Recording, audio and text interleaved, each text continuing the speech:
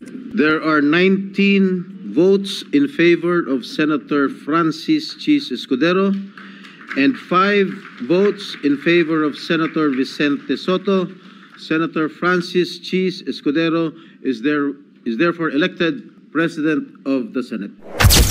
With 269 votes, the Chair declares the Honorable Ferdinand Martin G. Romualdez from the 1st District of Leyte as the duly elected Speaker of the House of Representatives for the 20th Congress. So, you voted for SPGs?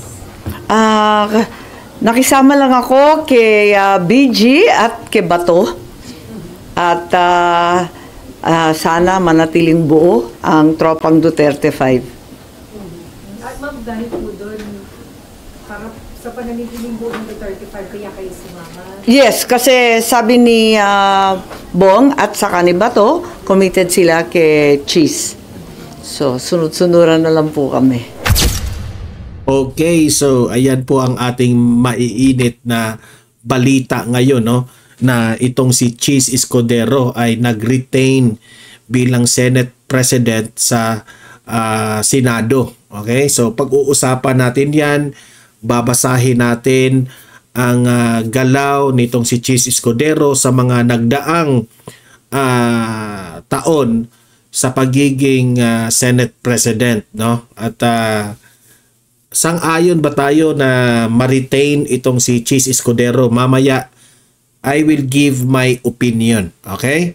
At pag-usapan rin natin pangalawa ay si House Speaker Martin Romualdez mananatiling Speaker. Speaker. Speaker. Oh. Mananatiling Speaker sa House of Representatives at pag-usapan natin bakit nananatili pa rin siya dyan sa kanyang pwesto. Okay? Busog na naman ang crocodile farm dito.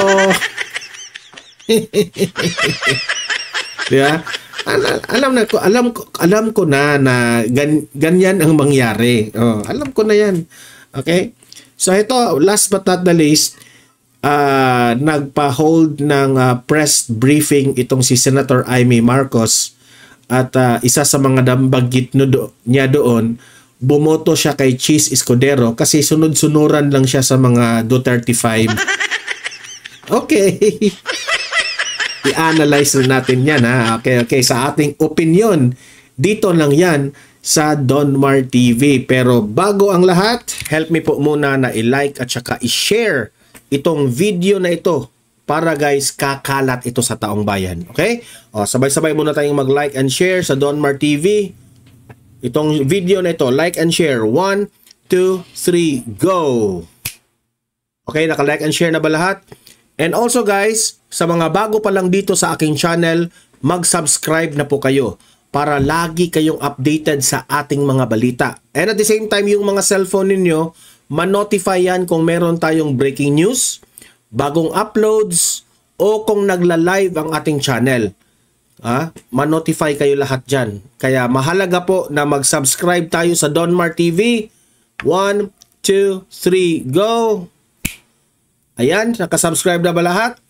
Okay, so ayan nga, sa nakita natin sa mga mainstream media at sa social media, kalat na kalat ngayon ang mga balita, no, patungkol sa House of Representatives and also dito sa Senate of the Philippines. Maya-maya ay matutuklasan natin ang sona ng Pangulong Bongbong Marcos. Okay?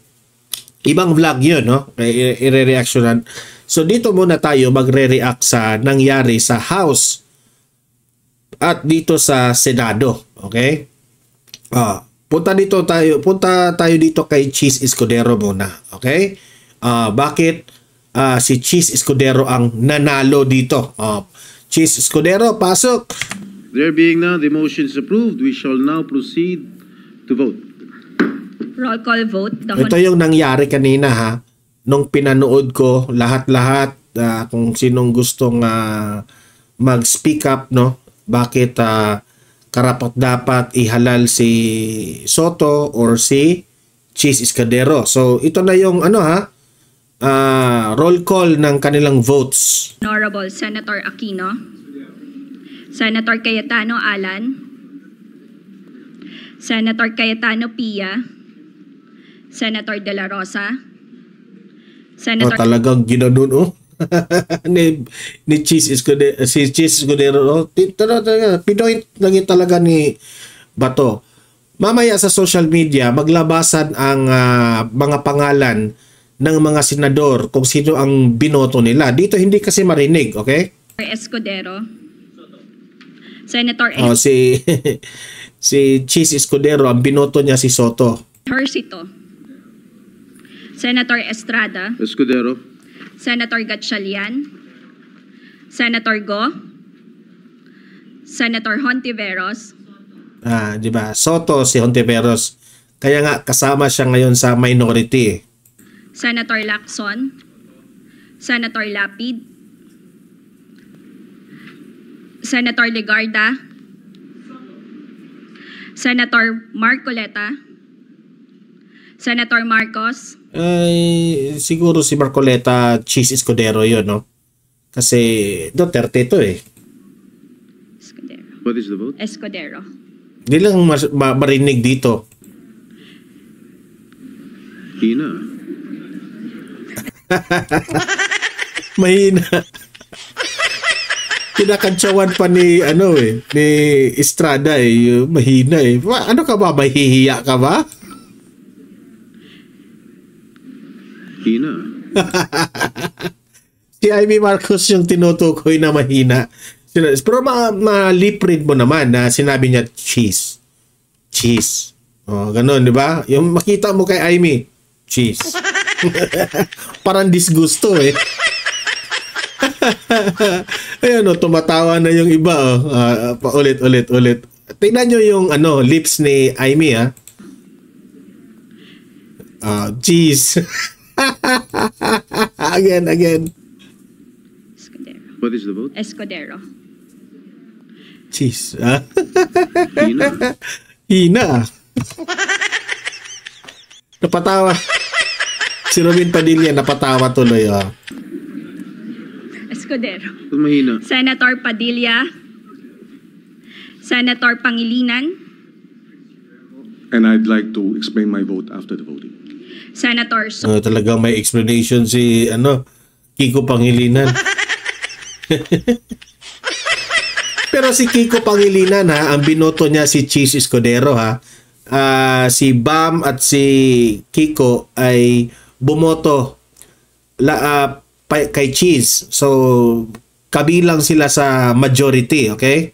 No, so yung kay plano ni Hontiveros na independent black, naglaho na parang bula.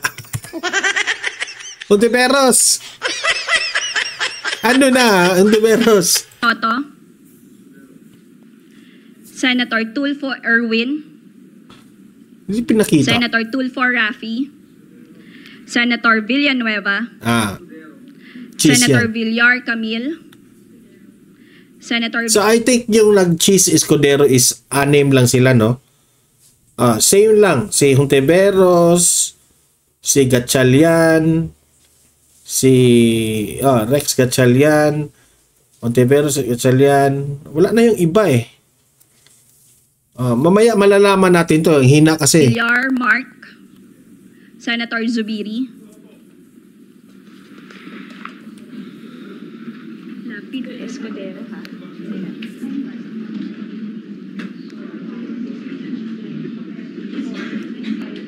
Ako nakaka-proud na nandyan na si Marcoleta, no?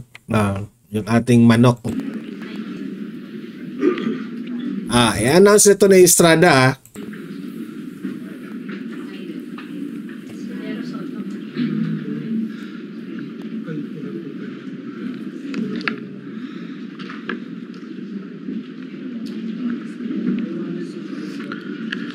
Ito na.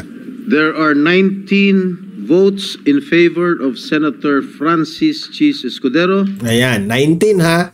Out of, ano ito, 24, no? 24 senators. So, 20, 21, 22, 23, 24. 5 lang ang kay Tito Soto. Okay? 19 ang kay Cheese, 5 votes for Tito Soto. And 5 votes in favor of Senator Vicente Soto. Senator Francis Cheese Escudero is therefore elected President of the Senate. Ayan. Ontiveros. Ang sakit naman. Iyak talaga si Ontiveros dito. Senator Francis Pangilinan. Ayan. Sports lang sila, no? Walang ito. Ito yung comment ko dito ha. Ako, okay ba ako na si Cheese Escudero ang Senate President? Ako naman ay meron pong dahilan ang Duterte 5, which is si Aimee, si Robin, si Bongo, si Senator Bato de la Rosa, at itong si Marcoleta, no? Bongo, may dahilan na bakit si Cheese Escudero ang kanilang binoto. Because alam nila na isa si Cheese Escudero ang dahilan na naiuwi yung articles of impeachment doon sa House of Representatives. Nakikita ng mga Duterte, mga kaalyado ni Duterte dyan sa Senate na hindi naging bias itong si Cheese Escudero. Okay? Yun ang aking paniniwala dyan. Kahit makita mo na, di ba, galit tayo kay Cheese Escudero na anong tawag doon? Nagwi-waiter siya ni Mamshi, di ba? Di ba? Sabi pa nga natin na ito puppet ito ng mga Marcos, no? Pero in fairness to Cheese, ito lang yung sa akin. In fairness to Cheese, marunong siyang maglaro sa politika. Yun ang tamang tamang term dito. Marunong talaga si Cheese. Si Cheese ang tipong senador na he is very veteran already when it comes to politika. Binabasa niya kung ang taong bayan, marunong si Cheese actually, marunong siyang bumasa kung saan ang taong bayan. Meron kasing mga senators na ganyan Yung sa tingin nila, itong taong ito ay malakas ito sa taong bayan, dito siya no? Tapos eto naman, mga Aquino na naman ang malakas. Sa Aquino na naman siya. Dito mga Duterte na naman ang malakas. Sa Duterte na naman siya. Marcos na naman ang malakas. Marcos na naman siya. So, si Cheese Escudero, parang binabasa niya kung saan ang taong bayan, doon siya. Ang tanong, tama ba yun o mali? Sa tingin ko tama naman.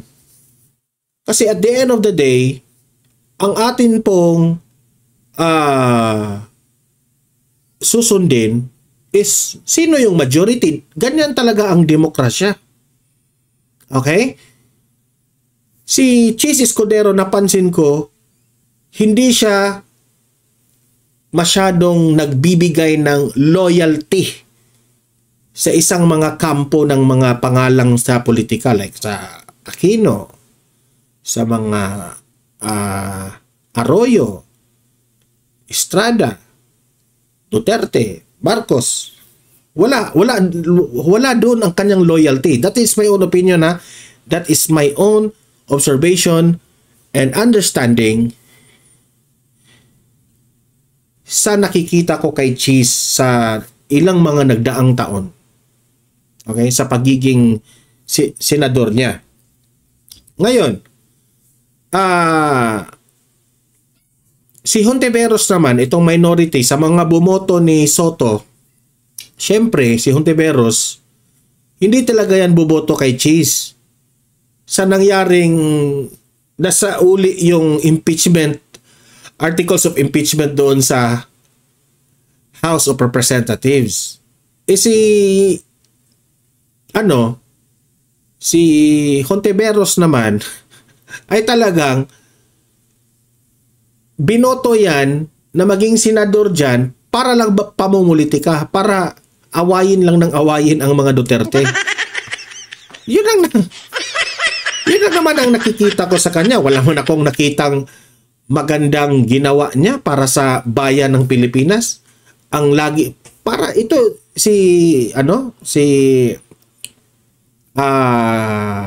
Hontiveros, this is a version of a girl version of Trillanes. Walang nagawa ba? Walang nagawa kundi atake lang ng atake sa mga Duterte. Yun lang naman siya. Yun lang siya. Wala ka nang makuha na dyan. Teka muna. Ayan. Tanggal yung aking I-arrange ko muna, guys. Wait.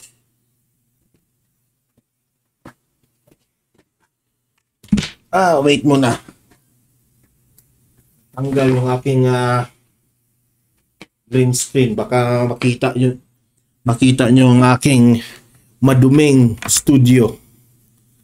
Ayan. Diba? So, yun lang po. Obviously, si Hontiveros ay alam na natin ang kanilang reason. They are for impeachment, na matuloy ang impeachment. Kaso, hindi nila nakuha sa leadership ni Cheese Escudero. Okay? Kaya, nagkaganyan po sila. Okay? So, yan ang nangyari sa Senado. Ngayon naman, punta tayo dito kay Martin Romualdez. Okay? Sa nakita ko kanina kay Martin Romualdez doon sa House of Representatives, halos lahat doon. Martin Romualdez, who is your Senate Speaker? Martin Romualdez. So, hindi na ako nanood doon, no? Kasi alam ko, lahat doon, busog na busog eh. Kailangan nilang bumoto kay Romualdez para busog na naman sila sa budget. Wag na tayong magbulahan. Ito ipapakita ko sa inyo. Ito yung nangyari doon sa House of Representatives rin. With 34 members abstaining from the vote, the result 34, I think 34 lang raw yung nag-abstain. Plus, how many ang bumoto kay Martin Romualdez? Of the voting shows that the Honorable Ferdinand Martin G. Romualdez garnered 269 votes. 269 ang bumoto ni Martin Romualdez. Sino-sino itong bumoto kay Martin Romualdez? Mamaya, may lalabas na naman dyan sa social media na sino yung bumoto kay Martin Romualdez at sino yung nag-abstain, meaning refuse to vote. Ngayon, bakit nila binoto itong si Martin Romualdez? Obviously, binoto nila si Martin Romualdez, some of these congressmen, sa tingin ko, pasasalamat na lang ito. Binoto ko si Martin Romualdez kasi pasasalamat na inapprove yung budget ko sa aking probinsya. Ganon. Pwedeng ganon, ha? Meron ring iba doon na binoto ko si Martin Romualdez kasi malaki ang nalikom ko sa budget. Hindi natin alam, ha? May ganon. Meron ng iba doon, ha? Kasi 269 yung bumoto, ha? Binoto ko si Martin Romualdez kasi talagang binigay yung budget sa kanya sa amin, no? So, ano yung ni-request ko, nakuha ko talaga yung budget ni Martin Romualdez at marami pang ayuda at itong mga ayuda na ito yung dahilan na nanalo ako ulit sa Kongreso kay si Martin ang iboto ko. Pwedeng ganon rin.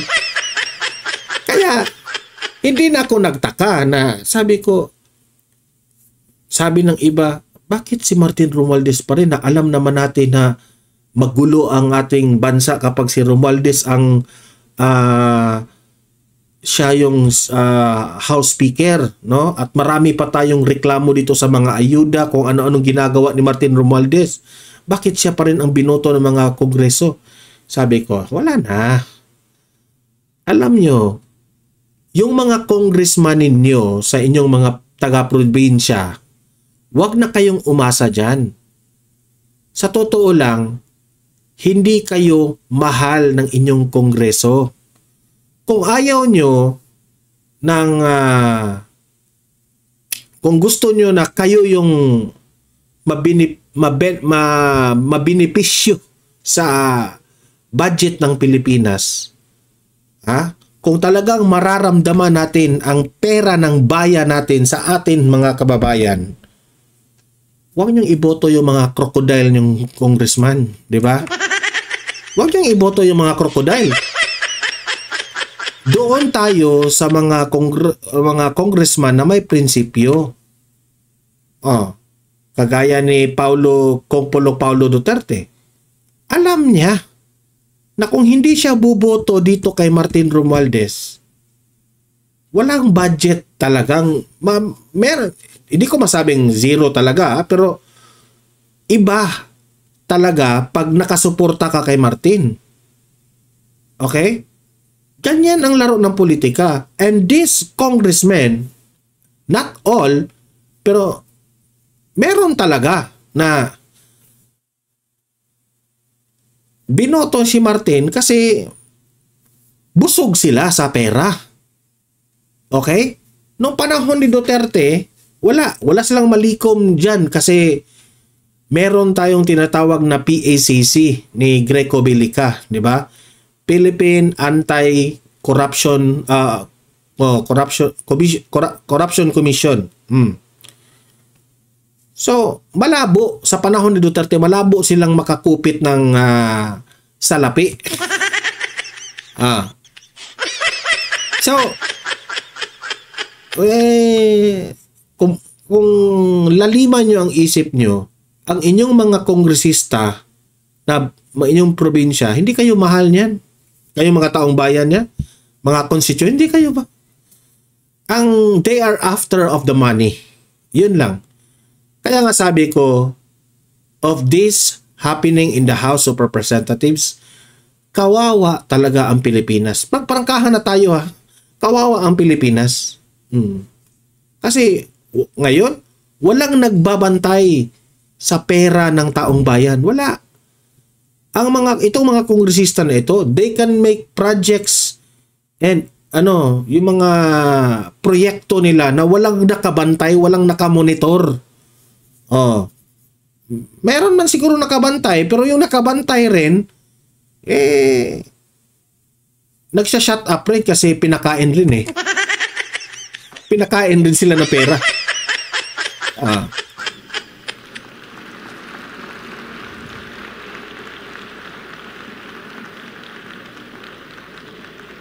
With 269 votes, the chair declares the Honorable Ferdinand Martin G. Romualdez from the 1st District of Leyte as the duly elected Speaker of the House of Representatives for the 20th Congress. Busog na naman! Busog na naman! Ay, sarap-sarap na buhay! Please raise your right hand and follow after me. Dito hindi ko sinabing corrupt si Martin Romualdez wala man tayong proof na merong korupsyong nangyari dito sa mga kongresista na ito. Pero alam natin kung paano sila nagkakapera sa budget natin. Alam natin yan. Pero siguro, hindi tayo mag-judge, but not all.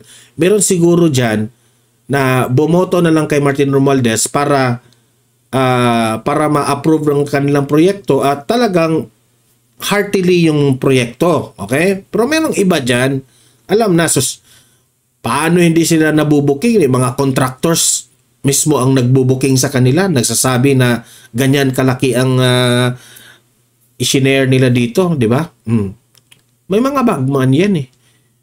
Pero di tayo mag-mention ng name. Si Martin Romualdez, wala man tayong sinabi na hey, Sakura. Pero si Martin Romualdez, ang nakikita ko sa kanya, gusto lang talaga niyang maging President of the Philippines. Yan ang aking analysis, ha. Kaya kailangan rin niyang magpa-shower ng pera dyan sa house. Ferdinand Martin G. Romualdez of the 1st District of Leyte. Ayan. Busog na naman. Busog na naman ang mga crocodile farm. Ang crocodile farm natin. Matataba na ang mga crocodile dyan, Gomez Romualdez of the 1st District of the province of Leyte. Having been elected as a Speaker of the House of Representatives. Having been elected as the Speaker of the House of Representatives. Hereby solemnly swear. Hereby solemnly swear. Oh, excited Excited si Martin, Talagang nilakas yung boses. I will and faithfully discharge to the best of my ability. That I will well and Excited? faithfully discharge to the best of my ability. The duties of my present position and of all others I may hereafter hold under the Republic of the Philippines. The duties of my present position and of all others I may hereafter hold under the Republic of the Philippines. That I will support and defend the Constitution of the Philippines. That I will support and defend the Constitution of the Philippines.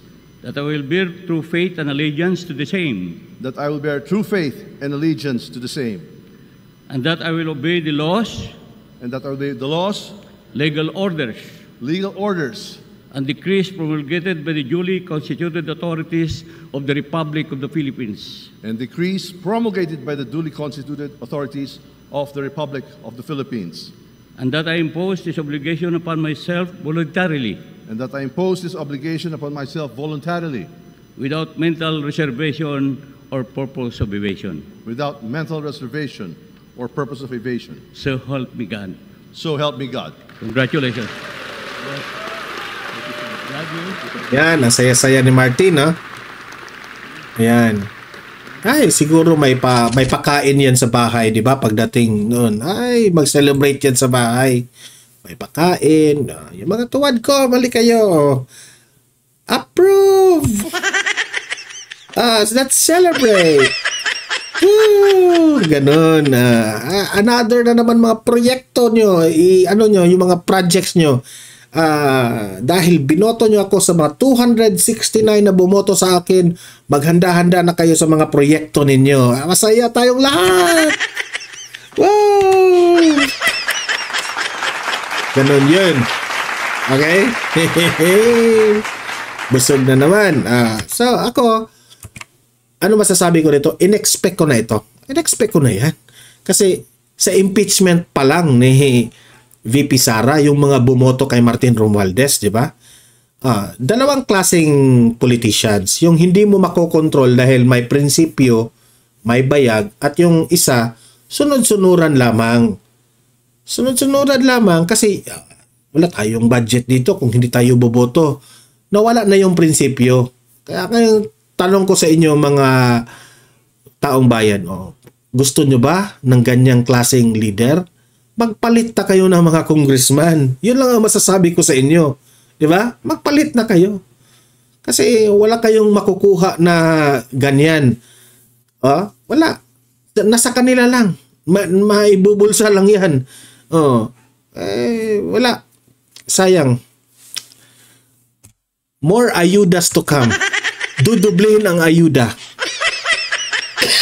Kayong mga nagtatrabaho, kayong mga matino na nagtatrabaho, ang mga taxes ninyo mapupunta sa ayuda.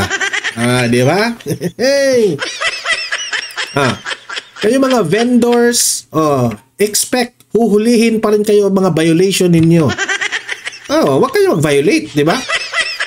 Pero yung mga jadik, mga tambay sa kanto, let's celebrate. Ang daming ayuda dito. Ang daming ayuda. Mga tambay, mas lalo kayong magtambay lang kayo. Huwag kayong magnegosyo kasi may violation yung mga vendors o maraming violations yung mga vendors o hinuhuli yung mga nagtatrabaho. Pero yung mga nagtatambay lang sa kanto, yung mga nag-billiard laman sa mga gilid-gilid, yung mga nag-scatter lang, yun pa rin ang gawin nyo kasi ang dami ng ayuda ngayon. Dodoblehin na. Okay? Kawawang bayan. Okay, punta tayo dito kay Senator Amy Marcos, ha. Ito si Senator Amy Marcos, sunod-sunuran rin kasi yung Duterte 5 niya ay pumunta pa rin doon kay Chis Escudero, kaya yan ang reason niya. Ito. Senator Amy, pasok. Ay, bakit wala? Ay, hindi ko pala napasok. Si Amy na, hindi ko na pala na-include ito. Senator Amy. So, you voted for SP Chis? Nakisama lang ako kay BG at kay Bato. At sana manatiling buo ang tropang Duterte 5. At ma'am, dahil po doon, para sa pananitiling buo ng Duterte 5, kaya kayo sumama? Yes, kasi sabi ni Ako hindi, siyempre, parang sinabi na rin ni Amy na napipilitan lang siyang bumoto kay Chis. Kasi yun ang binoto nila Bato at Bongo. Diba? So it is very lame reason or wala. Sobrang babaw, Senator Amy. Hindi ko maintindihan bakit. At saka ni Bato, committed sila kay Chis. So sunod-sunuran na lang po kami. So ano expectation mo, ma'am? Are you hoping na hindi na maulit yung nangyari sa 2025 budget at other ways? Well, yes, at sana igalang rin ang mga rules ng kada committee dahil sana hindi na maulit ang nangyari doon sa Foreign Relations Committee. Mamunod ka na sa mamaya sa House? Hindi na ako pupunta dahil naka-schedule pa rin. Confirm ha, hindi pupunta si Senator Amy Marcos. Baka sinabihan siya ni VP Sara, kung pupunta ka, mag-break na tayo bilang friends.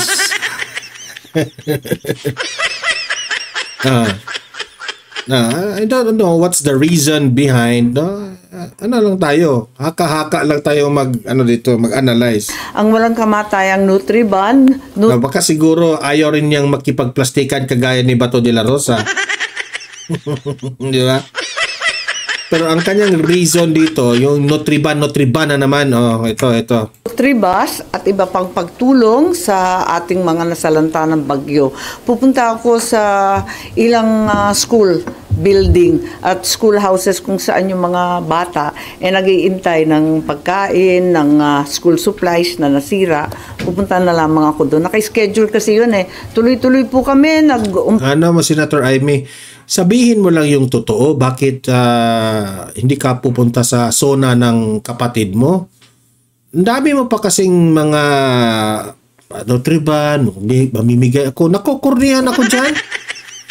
Ang corny, Senator Amy. Sa totoo lang. Na-appreciate namin na hindi ka pupunta sa zona ng kapatid mo kasi yun nga, pinanindigan mo na kakampi ka sa mga Duterte, di ba? Yun na lang ang sabihin mo. Corny pang mga Nutriban, papunta ako sa sana hindi mo na lang yan sinabi. Di ba? Pwede naman yung mga pwede naman yung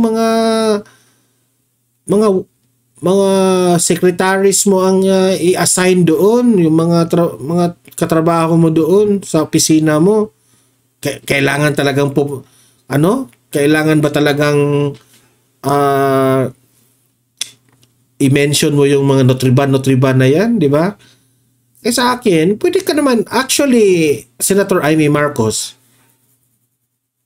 alam kong takot ka sa mga Duterte supporters na ibabash ka na baka kung pupunta ako sa SONA ng aking kapatid, baka ibabash ako ng mga Duterte supporters o kung ayaw mo makipagplastikan doon. Actually, Senator Aimee, maiintindihan man ng taong bayan kung kahit disgusto ang pagpunta mo doon sa SONA, maiintindihan ka pa rin kasi kapatid ka ng Pangulo.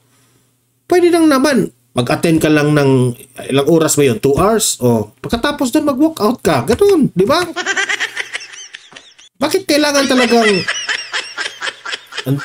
magpa-drama pa kasi? Ako, I would understand Bato, yung Robin Padilla, sino pa yung mga hindi ayaw pumunta, sina Bongo. Kasi maka-Duterte talaga yun eh. Okay? Ayaw nila talaga makipagplastikan. Yun lang. Pero yung ikaw, it's better na buti kung sinabi mo, ayaw ko makipagplastikan doon, kaya ayaw ko pumunta. Ganun na lang sana, sinabi mo. O punta sa bahay na lang ako, manood ng TV. O, di ba? Mas maganda pa yung effect kaysa nagtutulong ako doon, naghihintay yung mga bata. Talagang sinabay mo sa SONA? Di ba? Play. Pisa nung nauna doon sa Bagyong Krising. Pero saan na po inaasahan nyo sa SONA? Well, para sa akin, tama na yung magagarang damit at fashion show. Tama na yung mahaba at pagarbong mga seremonya. Tama na yung mga motherhood statements at ang... Bongbong Marcos, tama na rin yung motherhood statement mo. Ang kapatid na ang nagsabi totoo naman si Bongbong Marcos. Lahat motherhood statement. At ito namang mga panatiko ng mga Marcos. Marcos! Nabudol. Nabudol rin kayo Kawawa. Walang katapusang mga dato. Kung si Bongbong Marcos ang presidente natin sa Pilipinas, kung siya nabudol na nga tayo di ba? Na hindi naman nararamdaman sa ibaba. Gawa na lang tayo ng to-do list, ng lista ng gagawin sa mga susunod na taon. Simpleng-simple lamang ang pagkain. Ito nga, ang flood control na trilyon na ang nawawala at nalunod sa baha. At ang kalusugan at edukasyon ng kada Pilipino. Gawa na lang tayo ng homework list. Yun na lang tayo. Sana ganun na lang kasimple. Ma'am, hindi kayo attend pero makikinig kayo. Siguro. Oo. Ma'am, hindi po ba... Abala ako ang haba ng listahan namin Medyo na-absent kasi ako. Ma'am, sorry. Ma'am, hindi po ba priority yung pag-attend muna sa SONA today and sa ibang araw yung mga schools po? Di ba? Sinita siya ng isang reporter, di ba? Ipagliban mo na yung mga pagbibigay mo sa SONA yan Di ba? At saka kapatid ka. Padrama ka pa Palagay ko ang priority sa dalawang nakalipas na linggo. Hindi. Alam mo, Senator Aimee, para hindi ka tatanungin ng mga reporters na yan, mga media na yan, prangkahan mo na sa katotohanan. Ayaw kong pumunta kasi Duterte yung sinuportahan ko. Ayaw kong pumunta kasi hindi ko ginusto ang ginawa ng kapatid ko kay Duterte. O ganon. Dami mo kasi padrama Ay tulungan ng ating mga kababayan na nasalanta ng bagyo. Mukhang maliwanag. Kaya nga, ikaw Aimee Marcos, napaghalataan ka ng mga DDS. Sometimes, magdadalawang isip kami kung ikaw ba talaga'y totoong nakasuporta sa mga Duterte. Kasi kung tunay kang nagsuporta sa mga Duterte, sabihin mo yung totoo, bakit hindi ka pupunta dyan sa SONA ng kapatid mo? Yun, may namatay pa. Kaya talagang kinakailangan tutukan natin itong problema ng bagyo. Kumbaga, ito na nga ang new normal. Gawan natin ng paraan, long term, medium term, short. Yung mga Marcos, para sa inyo, new normal yan Sa amin, hindi Yung kapatid mo, di talaga marunong. Yun ang katotohanan dyan. Term.